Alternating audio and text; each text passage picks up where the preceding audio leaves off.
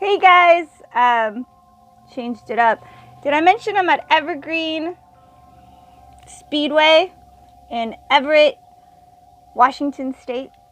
Having a great time here. Dexter and I accidentally matched. Now, back to the book of Revelations. We're doing 9 and 8, and the camera's right there. Hey guys, what's up? We're on the 5th trumpet, the bottomless pit. Then the 5th angel sounded his trumpet, and I saw a star, angelic being. Star, angel, angel, star. And I saw a star, angelic being, that had fallen from heaven to the earth, and the key of the bottomless pit, the abyss, was given to him, the star angel. He opened the bottomless pit, and smoke like the smoke of a great furnace flowed out of the pit, and the sun and the atmosphere were darkened by the smoke from the pit. Then out of the smoke came locusts upon the earth, and power to hurt was given to them, like the power which the earth's scorpions have. They were told not to hurt the grass of the earth, nor any green thing, nor any tree, but to hurt only the people who do not have the seal, the mark of ownership or protection of God on their foreheads. They were not permitted to kill anyone, but to torment and cause them extreme pain for 5 months. And their torment was like the torment from a scorpion when it stings a man. And in those days people will seek death and will not find it. And they will long to die to escape the pain, but will discover that death evades them. The locusts resembled horses prepared and equipped for battle, and on their heads appeared to be something like golden crowns, and their faces resembled human faces. They had hair like the hair of women, and their teeth were like the teeth of lions. They had breastplates or scales like breastplates made of iron, and the whirling noise of their wings were like thunderous noise of countless horse-drawn chariots charging at full speed into battle. They have tails like scorpions and stingers, and in their tails is their power to hurt people for 5 months. They have as king over them the angel of the abyss, the bottomless pit. In Hebrew, his name is Abaddon. It's Abaddon. Abaddon, or destruction. And in Greek, he is called Apollyon. Apollyon. Apollyon, the destroyer king. The first woe has passed. Behold, 2 woes are still coming after these things. The 6th trumpet, away from the east, the army from the east. Then the 6th angel sounded his trumpet, and I heard a solitary voice from the 4 horns of the golden altar which stands before God, saying to the 6th angel who had the trumpet, quote, "Release the 4 angels who are bound at the great river Euphrates," end quote. So the 4 angels who had been prepared for the appointed hour and day and month and year were released to kill 1/3 of mankind. The number of the troops of Calvary were twice 10,000 times 10,000. That's 200 million. I heard the number of them, and this is how I saw the horses and the river and their riders in my vision.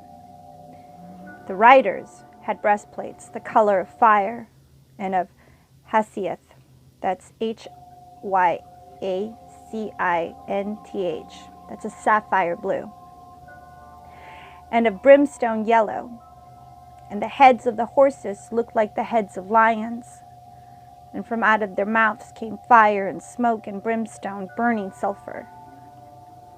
1/3 of mankind was killed by these 3 plagues, by the fire and the smoke and the brimstone that came from the mouths of the horses. For the power of the horses to do harm is in their mouths and in their tails, for their tails are like serpents and have heads, and it is with them that they do harm. The rest of mankind who were not killed by these plagues did not repent even then at the works of their hands, so as to cease worshipping and paying homage to the demons and the idols of gold and of silver and of bronze and of stone and of wood, which can neither see nor hear nor walk. And they did not repent of their murders, nor of their sorceries, which is drugs and intoxications, nor of their sexual immorality, nor of their thefts. Revelations 10, the angel in the little book. Then I saw another mighty angel coming down from heaven, clothed in a cloud, with a rainbow halo over his head. And his face was like the sun, and his feet, or his legs, were like columns of fire. And he had a little book, or a scroll, open in his hand. He set his right foot on the sea, and his left foot on the land. And he shouted with a loud voice like a roaring of a lion, compelling attention and inspiring awe. And when he had shouted out, the 7 peals of thunder spoke with their own voices, uttering their message in distinct words. And when the 7 peals of thunder had spoken, I was about to write, but I heard a voice from heaven saying, quote, "Seal up the things which the 7 peals of thunder have spoken, and do not write them down."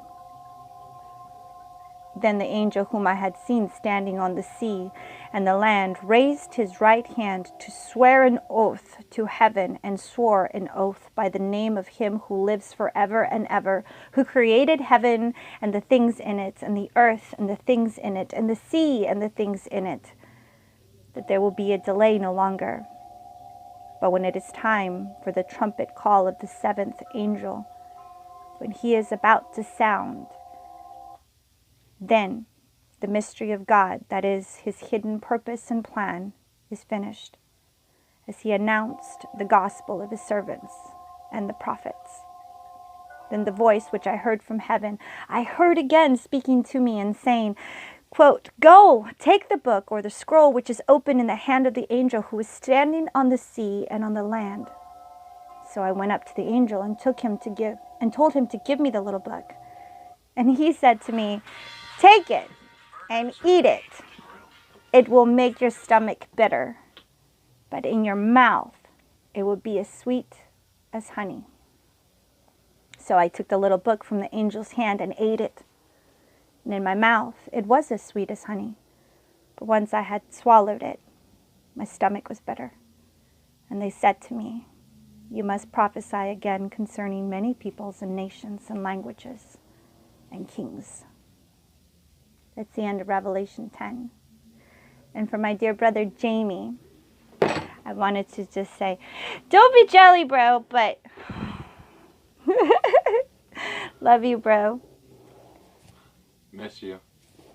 Love you guys. Hasta mañana.